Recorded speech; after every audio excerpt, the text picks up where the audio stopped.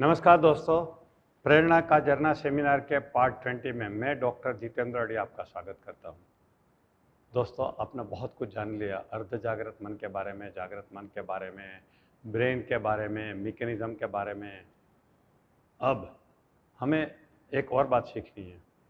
जैसे मैंने कहा कि हमारा सबकॉन्शियस माइंड एक प्रोग्रामेबल कंप्यूटर है और कॉन्शियस माइंड उसका प्रोग्रामर है। जैसा हमारे जीवन में प्रोग्रामिंग हो जाता है वैसा हमें रिजल्ट मिलता है। अब देखिए, आप एक नया कंप्यूटर लेके आएंगे तो आपको प्रोग्राम्स की ज़रूरत पड़ेगी, सॉफ्टवेयर की ज़रूरत पड़ेगी। अब दो टाइप के सॉफ्टवेयर होते हैं, एक तो आप रेडीमेड खरीद लो और इस्तेमाल करना शुरू करो, और दूसरा होता है कि आप खुद प्रोग्रामिंग करो। कौन सा अच्छा है, रेडीमेड प्रोग्राम या खुद का प्रोग्रामिंग? ऑफकोर्स खुद का प्रोग्रामिंग।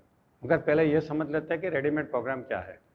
देखिए दोस्तों, मान लीजिए आपके जीवन में कुछ प्रॉब्लम है, निष्फलता है, और आप ज्योतिष के पास जाते हैं, आप भगवान के पास जाते हैं, कोई इंसान के पास जाते हैं और वो आपको कुछ हेल्प करते हैं, तो वो हुआ रेडीमेड प्रोग्राम। कोई बाबा के पास गए, उसने आपको एक ताबीज़ दे दिया, ताबीज़ पहनो बेटा अच्छे हो जाओगे, और आपने ताबीज़ पहन लिया और आप अच्छे हो गए।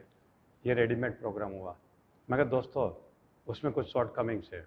एक तो उसकी कीमत चुकानी पड़ेगी, कोई फ्री में कुछ नहीं देता है, और दूसरा है कि वो प्रोग्रामिंग गलत हो तो आपको नुकसान हो सकता है।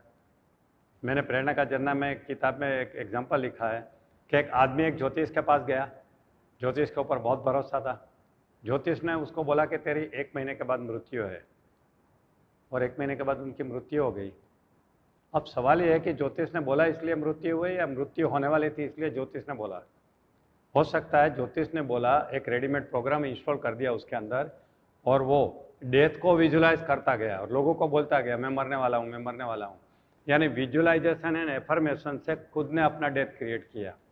ये भी एक एक्सप्लेनेशन है दोस्तों। कहने का मतलब ये है कि रेडीमेड प्रोग्राम के पीछे मत भागिए। इसकी क्वालिटी रिलायबल नहीं रहती है, कभी अच्छा भी रहता है, कभी बुरा भी रहता है, और उसकी कीमत चुकानी पड़ती है। दूसरा, खुद का प्रोग्रामिंग करो। क्यों? क्योंकि आप जानते हैं कि आप अच्छे प्रोग्रामर हैं और कोई कीमत नहीं चुकानी पड़ती है। करना है ना, मगर प्रोग्रामिंग करने के लिए आपको सीखना पड़ेगा। चलिए तो सीखते हैं। अगले पार्ट में, पार्ट 21 में हम सीखते हैं कि हमारा अर्ध जागृत मन का प्रोग्रामिंग कैसे करें। स्टेप बाय सीखेंगे हम।